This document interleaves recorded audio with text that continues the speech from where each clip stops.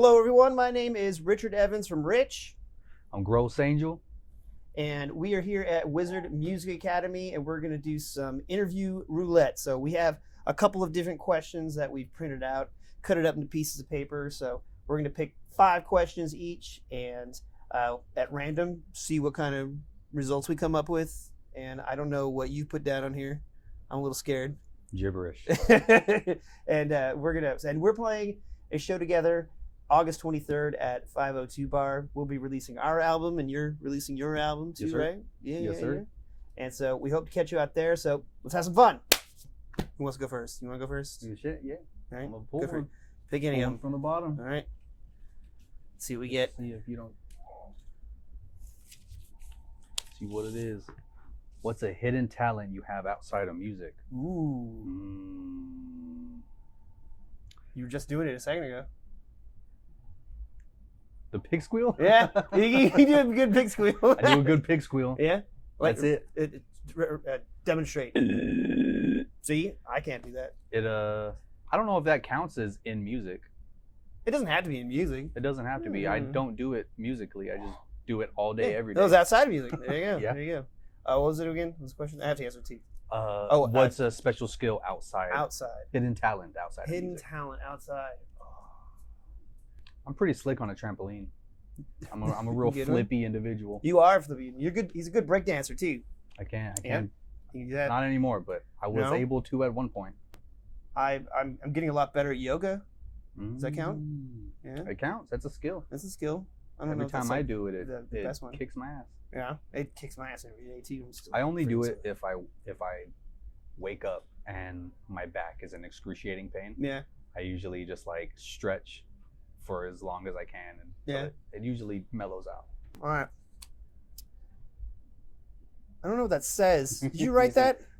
Oh, sequencing. Sequencing. Okay. I wrote it while driving, so I didn't write the whole question. Wow. Okay. While driving. Very safe. What about? Because like we were both like making an album, so I was wondering like how do you go about sequencing the album? Mhm. You know what I'm saying? Like what songs go where? Like Like arranging, like where they go. How do you get the flow going? Yeah. For the album. That's a good question. On mine, we kind of did it after everything was done, because I mean it's called picking up the pieces of a broken heart, because after we put everything together, like it starts at like my lowest point kind of thing, like emotionally. Yeah. And kind of lingers there for a bit, and then slowly getting up and falling again, getting up and falling again. Yeah. And by the end of it, like just in my life in general, like things started to pick up and come around. So we put all the stuff at the end, because it was like this just gradual rise of like, you know, a phoenix rising from the ashes, so to speak, like mental health wise kind of thing. So that's how I did it that way. So yeah, That was real meta. a little bit. Yeah. I mean, it works. So, Yeah. Yourself? I don't know. I'm still in the process. Like even today, I have all the songs that are like the latest version of the song on one like file in my DAW. It's just so I can look at it and I can kind of like hear the transition from song to song. So I'll listen to it, and if it doesn't really sit right, going from one to the next, I'll that like makes sense. move them around. Yeah. But yeah, and I try to kind of like how you mentioned the ups and downs. I try to do that. I try not to have like, I'm gonna have all the upbeat songs in the beginning and then the sad songs towards the end. The slower tempo, whatever. Yeah. It's kind of like, you know what I'm saying? Like it'll be a little bit of a bop, and then like a head nod track. It's kind of like bounce back and forth. Yeah. You know what I'm saying? I feel like we did that not too long ago. Like we were doing like a live show. We had like this new song that like we need to put it kind of in the middle of the set, but it was like at 160 BPMs. So when we did that, and then we played like some of like the singles afterwards, the singles just sounded slow. So it's like we got to move the new song that nobody's heard to the last song, because it just like it was just this ride up kind of thing. So we were literally just having a conversation with somebody else, and they said the same thing, where they were like the biggest, like if like the most energy, put it at the end. Yeah. And when he said it, I was just like, I don't know. But then you're saying, I'm like, well, shit. Well, I mean, for like a live show, yeah. I mean, like, yeah. Maybe like for an album, it might be good just out the gate to just bang hit them, kind of thing, just to get attention. Because people's attention span nowadays is like what, 10 seconds if that. So you kind of have to get them right away. Yeah. Says the guy who makes 2-minute intros to his songs. I try not to like fall into the whole, because like I get that, but I don't want to play that game, Mm-hmm. Like even making an album, mm-hmm. like making an album is so counterintuitive, I guess, to like the way things like the artist meta nowadays. Mm-hmm. So it's like it's putting it out, it's putting the music out there for people that still want to sit with a whole project and absorb the whole thing. The whole thing, yeah. So the goldfish brains can, they can keep their TikToks. Yeah. This is grown folk music. Grown folk stuff. Nah, I feel you. Word. That's big cool. boy stuff. Word. All right, you got next. I'm gonna grab this one. Which of your songs do you think best represent who you are as an artist right now? Actually, I have a song called Strange. It's on this album coming out. And it's like kind of telling the story of like, or I reference a lot of like the demigod characters. Mm-hmm. Like what do you call it? Like the ones in the hero's journey type. Yeah. Like Hercules and Superman, the ones that are like, they have hardships because they're different, and then at one point it just kind of switches and they're like celebrated for what they were like, chastised for or whatever. I think that's the one. Okay. And is that because you're talking about some of those, is that how the action figures part plays into that too? I mean, yeah, just the figures of action, they're not necessarily posable action figures. Yeah, the project is like, it's just like a period piece, so it's like the time from, I was living in a house when we moved to Texas, from California to Texas, and it's just that period of time, you know what I'm saying? So I was like, it's my younger years, I think, up until I was like 10. Mm-hmm. You know what I'm saying? So it's like action figures obviously like a big part of your life as a child. I got you. Yeah. But it also like, there are a lot of parts in there to where I kind of talk about just being like in school and having to deal with like, I don't know, just kind of getting punished for just like being, just like kind of like doing what you do. Yeah. And it's just like, man, I'm just doing my thing, like, and I'm getting like all kinds of, punishment and treated different and stuff just for doing what I do. And then like now as an artist, it's just like people are like, oh yeah, that's cool and all, but it's like the same people that would be like, oh, that's great, you're an artist. It's like when I would like, you're the type of person that be sending me to the office when I was drawing in class. Yeah. Yeah, like that kind of thing. It's funny how that works out sometimes, right? Like the things that made you eccentric, like they try to, I won't say make you fit into a paradigm or like some kind of normalcy kind of thing. It was like, but that's not who you are, like there's different kinds of people. Like I think of like standardized testing of just like, and then the teacher's just teaching that kind of thing. And I'm like, some of us are going to be pilots and doctors. Some of us are going to be artists and things like that, They're but, I mean, I understand. They're judging the monkey on a swimming test. Yeah. I like that. Yeah. Word. Yours? Oh, what was the question again? I'm sorry. The song that best represents you. I think I'm going to go with, we have a song called Bumps in the Road. That was one of like the first songs that I did for this one, because it was really influential. Like when we first started doing this, I wasn't really expecting, I was mostly doing it for like musical therapy of sorts. So instead of writing it in a journal, I was just writing a song about it because I can crank songs out kind of thing. And this one, I was like, I'm going to put in all the influences that I like, that I don't usually go with. Like there was a lot of hip hop stuff that I did on this one. So like like I was really big into Jack Boys with Travis Scott and Don Toliver and Pop Smoke. And everything. Like that album hit me like right at like my lowest point, and I was like, let's do that. Dude, Don Toliver's crazy. He's such a good singer too. He's man. crazy. But so we incorporated. So I mean, I just did kind of the skeleton of it, and then had like Boo and Brendon add things to it, and it completely changed the vibe of it. Like it went from like this kind of low down tempo song to being a little bit more upbeat, but still having like those hip hop psychedelic elements in it too. Yeah. So I really like that. Who wrote these? This is an interesting one. Who is your typical audience? Who wrote this? People, human beings. Very rarely have I performed in front of dogs or cats. I actually have performed a lot in front of cats in my house. But usually human beings, no aliens just yet. We are sending our transmissions out, trying to get that. We ain't there yet. Yeah. I mean, I don't know. It's kind of a mix of everybody. Yeah. Like, there's not like a typical demographic. For a long time, it was whoever happened to be at the bar where Yeah. the open mic was. Yeah. It's like whatever sad souls were at the bar trying to get away just from trying their to get something. trying to get away from their lady. Drinkers. That's who it is. Yep. Yeah. Oh, people like to party. How about that? Our I think- typical audience is people that like to party.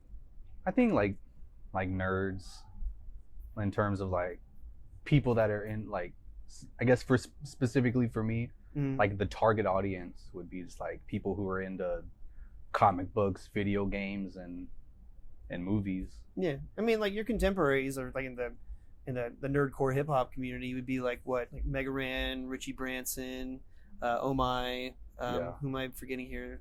Rockman. Oh no, I can't remember his name. But yeah, absolutely. Yeah, it's weird that those are like Mega Ran and Richie Branson and like MC Front a lot. Yeah. Are people who like I jam them on the regular, and it's so crazy to be like, whenever they pull up to shows, they're just like homies. Yeah. They just like come up and they're like, yo, what's up? And it's like the fact that like I can just hit them up and just, I don't ever abuse. I know they're all busy as hell, so I don't just do that for no reason. But the fact that I could just like text Mega Ran is insane to me. Yeah. No, it's awesome. I like doing that. Every now and then I'll send some of those guys messages, just be like, "What's up? How you doing?" Like, "Oh, cool." Yeah. So. The only one's Richie Branson. He don't really get back, but he's an elusive fella. Yes, he is an elusive one, but amazing. Love Richie Branson. I guess we kind of answered both of that. Go for it. Your turn. We're on number 3 each. Grabbing a red one. Yep. Oh, all right, here we go. Favorite TMNT character. Oh, here we go. Favorite Ninja Turtle. Who you got? Oh, character. It doesn't have to be just one of the 4. It's one of the 4. It's gotta be one of the 4. It's one of the 4. Yeah. For me, yeah. They got cool villains, but man, I wanna say Raph. It's Raph. It's totally Raph. Which Raph though? Like which generation? I grew up like I'm a '90s boy, so I grew up like watching like Fox Kids, like on that one. Yeah. So like when they're like, they're doing a lot of time traveling, a lot of like space Turtles and stuff, Time shit. Yeah. A lot like that. Neutrinos. Yeah, that dude was like, that was like my TMNT. Weird. You know what I'm saying? Yeah. But the Mutant Mayhem movie. That one was awesome. My goodness. That was really good. I love that movie so much. That was really good. I went. I think my Raph would be like from the 1990 movie, because he was like the typical teenager, just pissed, and all of his brothers are together, and he's still in there, but he's still kind of the outcast. And then there's just that one scene where he goes out and gets his ass kicked by Casey Jones and comes back all, everything sucks. I lost my side. I just got my ass kicked. I'm doing it by myself. And Splinter's like, sit down. We're talking. And then he was like, yo, man, I know that, life's tough, and, all your brothers are kind of going through the same thing, but you chose to do this on your own, and I respect that. But just remember, don't forget them and do not forget me. Yeah. And then it's just instant tears. Like, Oh. God, how did they get puppets to do like such an emotional movie? But Yeah, dude, that's such a top tier movie. yeah, I think one of the questions I put down was like best non-Marvel DC comic book movie. This is one of my questions. And we'll see what that. it's Well, let's the just only answer right that one answer. anyway. Oh man, that rack. It's the only right I answer. think it is the only right answer. Spawn's cool, Spawn's but it ain't no cool. TMNT. I mean, I love Sin City too, but yeah, it's not. Yeah, you're right. That's the Everybody's only one. playing for second. Yeah, Against that first. against that. Even the other TMNT movies are playing for second. To against that one, because nobody knew what they were doing in that one either, man. So yeah. Anyways. That's I lost count. We'll just keep going. Do you make music every day? I try. Try. I try. Mm-hmm. Yeah. You? Usually what I'll do is, I mean, I have everything set up to where I can do stuff pretty quick, you know, like just write something. Yeah. And usually the ones that come out the fastest are the ones that are like the good ones. Like if I have to force one, it feels like forcing a fart, you know, like if you force a fart, you're going to shit your pants. There's no other good way to say that. But like, but yeah, I mean, I think that's one of the good ways to, I hope I get that on a fortune cookie someday. don't force a fart or you shit yourself. That's a good one. I'll make with that. These are little fortunes too. But I think it helps to write a lot, because what'll end up happening is, like, as Macho Man Randy Savage would say, the cream rises to the top, you know? Mm-hmm. So like the ones that are the best ones, like those are the ones I'm going to put on an album. And the ones that are trash, yeet. Yeah. When I write something, generally, because I know verses are like kind of, people don't care as much for the verses as they do the chorus. Mm-hmm. I'm kind of like the other way. I care more about the verse. So I'll write, say if I'll make a 4-minute beat, if the song is 4 minutes or whatever, I'll write from the start to the end of that beat will be nothing but just bars. And then I'll go and then I'll that would trim make the sense. fat. Yeah, and then find like the hook. That Yeah. just kind of, that's a good way to do it. Just because you can do that too. Sometimes I can pull the hook out of there. Other times I have to make the chorus or hook separate. Yeah. But I do write just so much. Like I write like 2 songs worth for every song. Yeah. And then just take out everything that I do like. Yeah. Take out that cream and try to make it real tight. You know, trim a lot of the fat. Yeah. That's a good way to do it. That's a good way to do it. What does that Wu-Tang joint say? Which one? Said these dudes making weak songs that's mad long. Keep it short, son. Something like half short, half long, twice strong, or something. Word. I messed up the whole bar. I'm not even gonna attempt, but you know what it is. Yeah, I do know what it is. I think this is 4. I threw all mine on the floor. Some slob. Sorry, Joey. Who are you listening to now? Ooh, who do you listen to right now? Clips just came out. Ah, yeah. Yeah. With that album. I've been listening. That was good. On the way here, I was jamming JID. JID just dropped a project. That's why Don Tolliver was on there. Oh, word, okay. Yeah. All right. I mean, baby fell asleep in the car, so I couldn't crank it like I want to.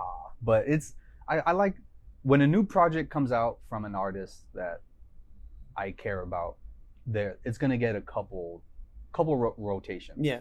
You know, to really like catch the things I don't notice. You know, I just listen to I'll just vibe on it first, and then I'll go back and then go back and let me listen to the lyrics. Yeah. No. Yeah. I mean, you dance to it first, and then like cool, like the vibe, and then yeah. I can see that.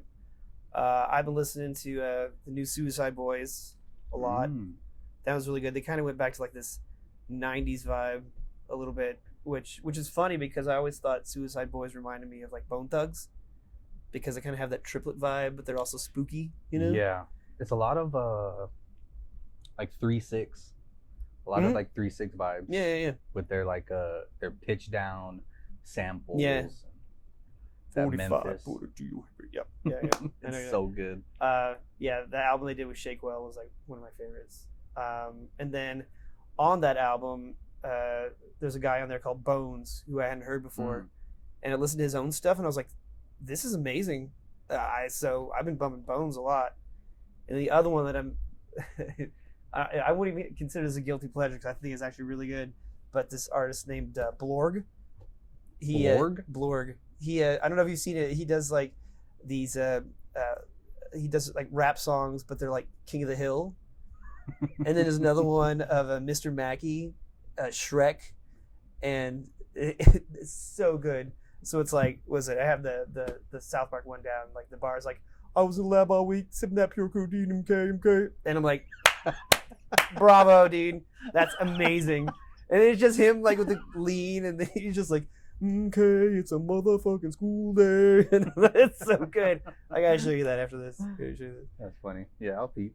Yeah, we'll trade stuff. So, okay. You did it. Okay, sorry. Let me get one of the skinny ones. All right, one of the drawing ones.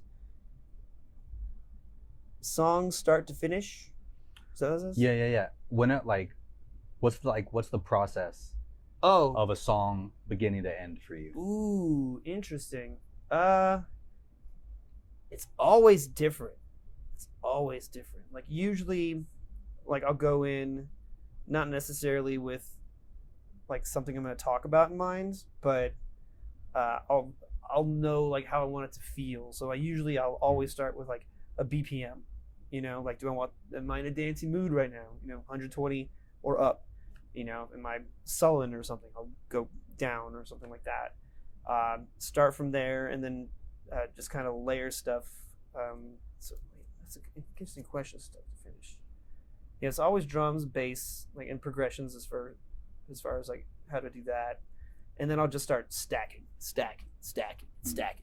and then like so you'll get like like in my songs I have little hooks like little doo doo doo doo kind of things whatnot. Yeah. Little earworms. Yeah, some ear candy. Yeah.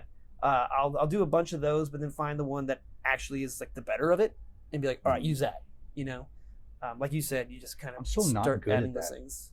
Like the little infectious melodies. Mm-hmm. I haven't cracked that code yet. You got some? Think. Rest on them, hey, we'll rest on them. Yeah. Come on, it's there. Yeah, but that sample, that's not like me playing something. Fair. If I do have something that I played, but that's the same thing. Like in my opinion, like either singing it or playing it, I don't think it matters, because that's like one of the things like the things I thought about like just hip hop in general would be. I always thought of it as because it's kind of in my brain is like based kind of on jazz, so like you'll have a bunch of players around, so like you have a bass player, piano player, and a drummer, and they're in the pocket, they're not doing anything, and then you have like somebody like Miles Davis that's just going wild, and then they'll switch off, and then Miles is in the back, and then somebody else will take a solo, Yeah. And on the rap side, that's the same way. I mean, it's mostly on the vocal end of doing stuff like that. So you got that. Yeah. I was just jamming Chet Baker yesterday, mm-hmm. and they were doing. I was watching like just like long. There was some Charlie Parker that played too after. But yeah, just seeing them just kind of like go off. I like the way they filmed it though. Is like everybody had a spotlight on them, and then whenever somebody was doing a solo piece, everybody else's light just dimmed a little bit. That's just like, oh, this is so good. That is cool. It was it was, I don't know when it was filmed. It was all black and white. Really? Like the grainiest video possible. Uh-huh. And I was like, this is so sick. It's just some dudes in the flashlights above it. Mm-hmm. And I was out of my mind high. So it just made it better. It made it better. Well, how about you? Start to finish.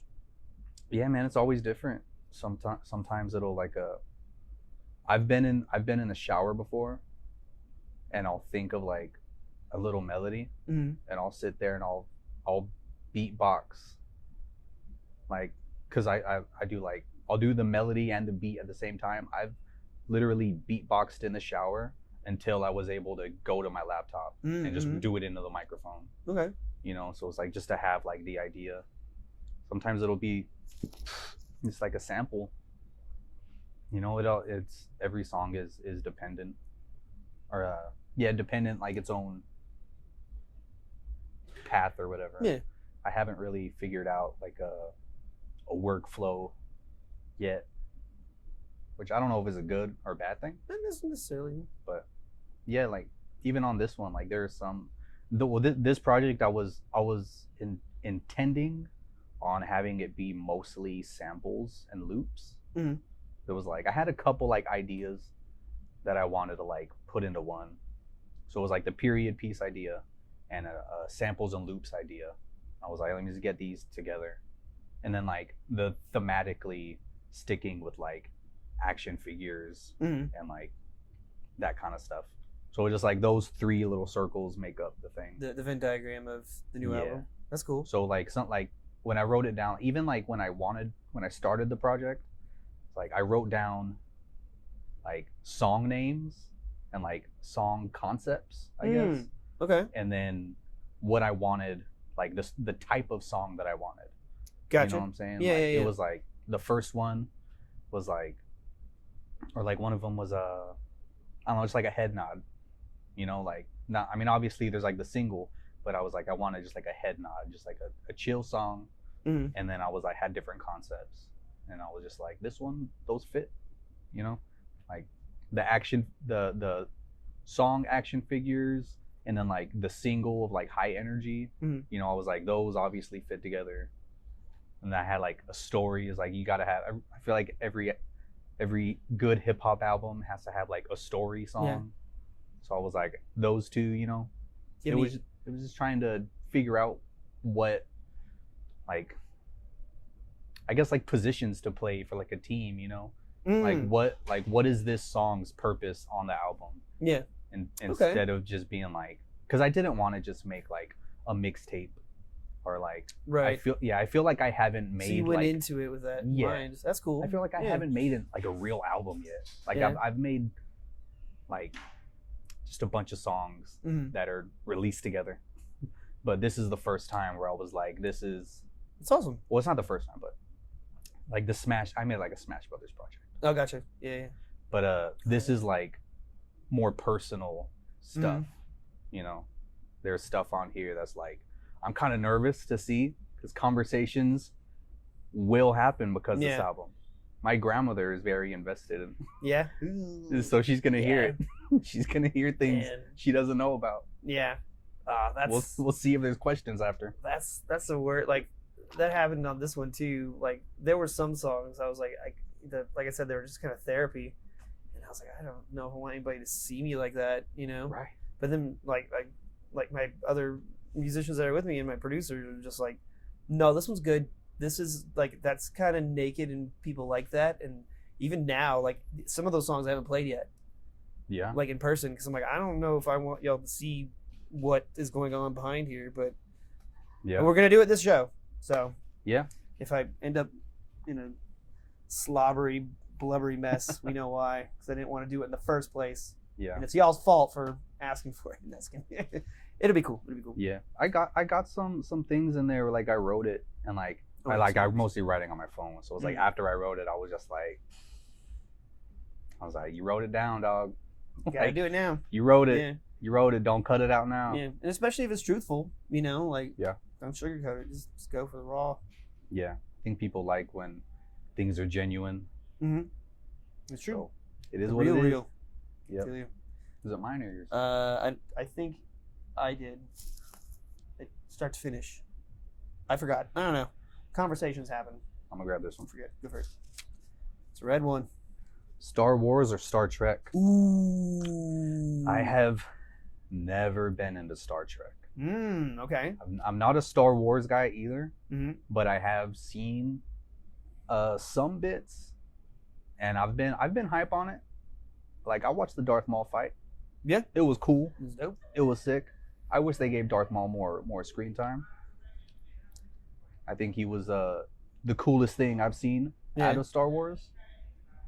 Well, see, that's what ends up happening sometimes, though, in that universe. Like, if you have like a character like Boba Fett who was just in there, you know, and then they gave him his own show, and then it's like, it's not special anymore, you know? Yeah. It's like if you give Darth Maul too much stuff, it's like he was great there. Like, leave it alone. Just back off. Yeah. Maybe. Every day can't be Christmas. Yeah. But he's awesome. Yeah, I'm definitely more Star Wars than Star Trek. All right. That one's a tough one. I'm gonna go with Star Trek because of one series, and it's Deep Space Nine. Like Deep Space Nine. Yeah, Ronald Moore did some of that. Who did Battlestar Galactica and stuff like that. And like it starts really slow, but it lets it cook to where you're starting to know everybody, and then puts everybody into peril. And then there's a whole there's a lot of interesting conversations about like religion in there, a gender in there, just kind of the nature of some reality of like even like it's like in Star Trek you have like alien, human, robots, okay, but in that one it's like now we have like a hologram character who ends up being like a therapist of sorts, kind of, but he's also a lounge singer, which doesn't make sense, but it works.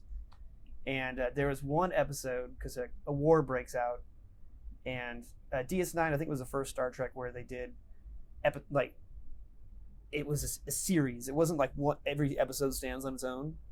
You know, like halfway through they're like, nope, the season's going to start this way and end this way. We're doing a whole story arc.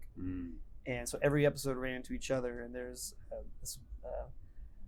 a war takes place, and one of the characters gets injured and basically goes through PTSD. And it was the most impactful, one of the most impactful things in science fiction that I've seen. I was like, that was really good. It's just this kid, and like the quote was just like, if something bad can happen to me out there, then I can never guarantee that I'm safe. So I don't ever want to go back out there. And then like his homies are like, you can't live like that because then nothing will ever happen to you. Like, yes, something bad could happen, but something great could also happen to you. Yeah. So Piano's got black keys too, bro. that's true. I like that. It's my turn. I'm gonna grab one of yours. I always lean towards fantasy over sci-fi, to be honest. No, I think I'll always take bows and arrows and swords over, spaceships and laser pistols. I don't know what it is about them. I'm all about the spaceships. I can't read your driving handwriting. Best kaiju to use as a mount? What? Best kaiju to use as a mount. Best kaiju to use as a mount? Yeah. As like what? Like riding on it? Yeah. It's a stupid fucking question. No, I like that one. Well, I mean, obviously, it's a tough call now. The best one, like, do I need to be like educated about this one or just fun? Because I'm like, man, it'd be awesome to ride like King Ghidorah, but that dude's insane, and so I probably wouldn't last very long. Yeah.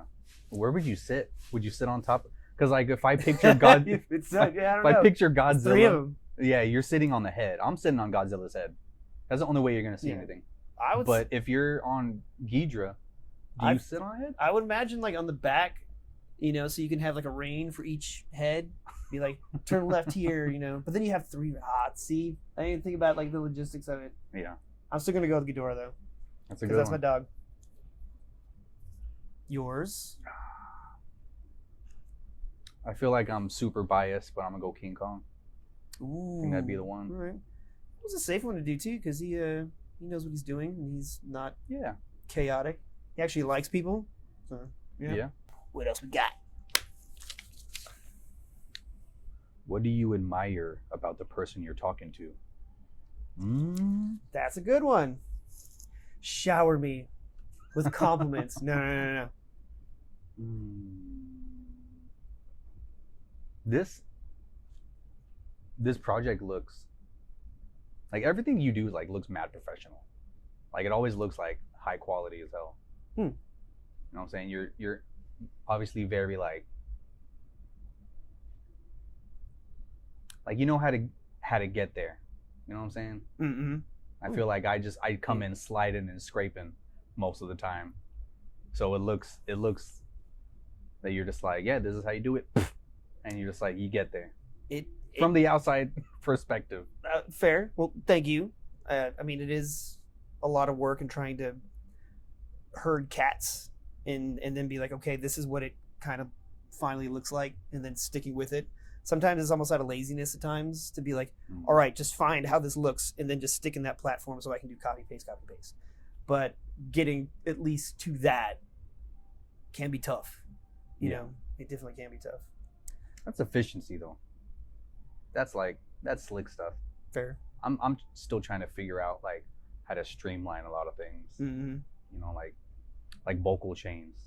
Mm-hmm. You know, like every time I record, I go in and I use my ears, and it takes forever to make a vocal chain, and I'm just like, why the fuck don't I just sit down, make one vocal chain, and then just use that same one every song? Yeah. I just haven't taken the time to do it yet. Well, I mean, some of that too is like, you can do that, but you know, each song it might be something different. You know what I mean? Like, so. Yeah. But I understand, like, at least having it maybe somewhat cohesive, but yeah, just to get like, maybe not hit the bullseye, but just to get the shit on the board before you can like move it closer. Yeah. But yeah. Well, on my side, on admiring you, like I admire your a skill I do not have, like the way that your rhythmic and your cadence and your bars are.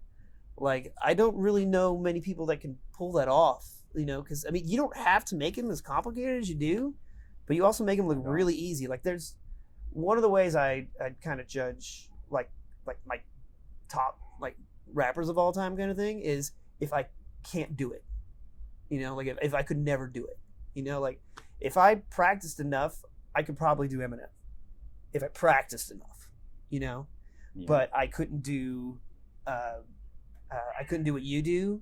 I couldn't do like what Big Boy does or somebody like that. You know, it's just beyond my comprehension side of things as well. Big Boy is he's one of those dudes, like, I feel like there needs to be like a special list of people that, like, if somebody copies them, you know exactly who they're trying to copy. Yeah.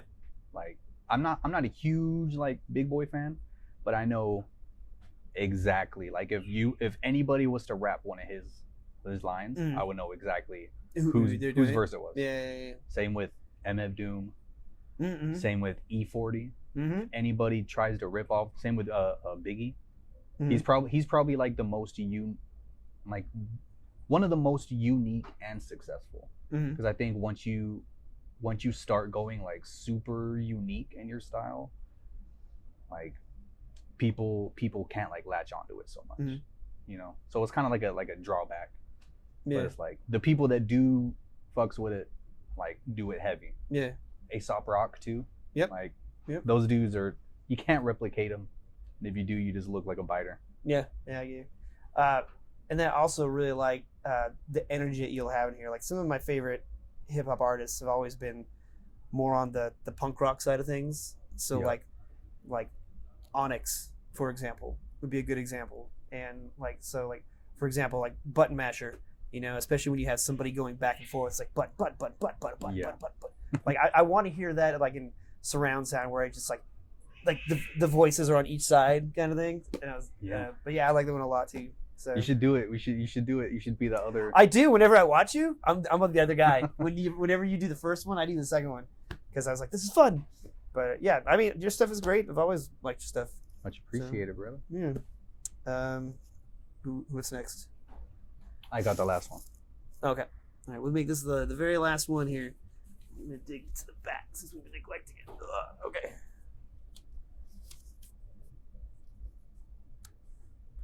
How has your sound or style evolved over time?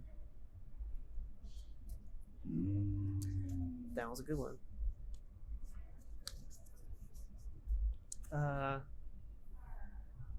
On my end, I would say, like I kind of mentioned earlier, like incorporating different elements that I normally wouldn't use in my old stuff. So like bringing in a lot more hi-hats and more hip-hop kind of beats.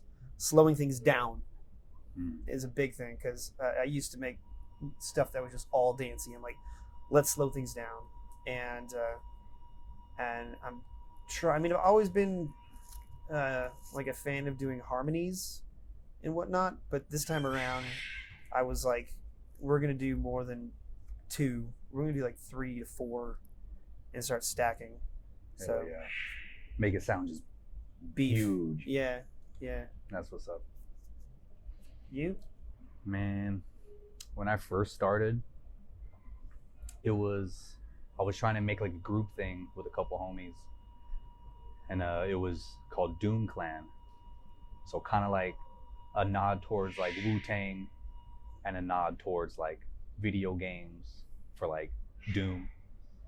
But it was kind of like horrorcore slash like political, you know, like fuck the system type Yeah. stuff. I can do that. I was super into that, and then it just put me in like a kind of like a bad mental space.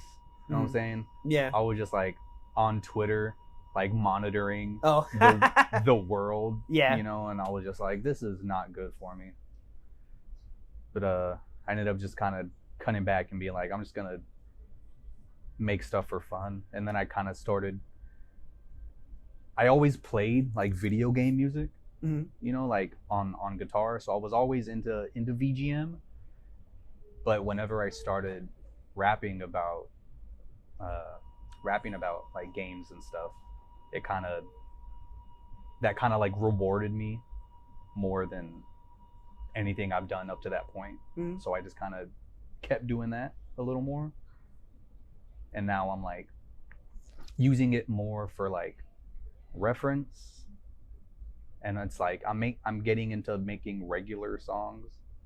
I feel like this is the first time I'm like learning how to make songs. Like before I was just making noise. Now I'm like learning how to make songs. Hey, you gotta fuck around and find out. You know what I mean? Yeah. So you were making songs before? Yeah, definitely a lot of.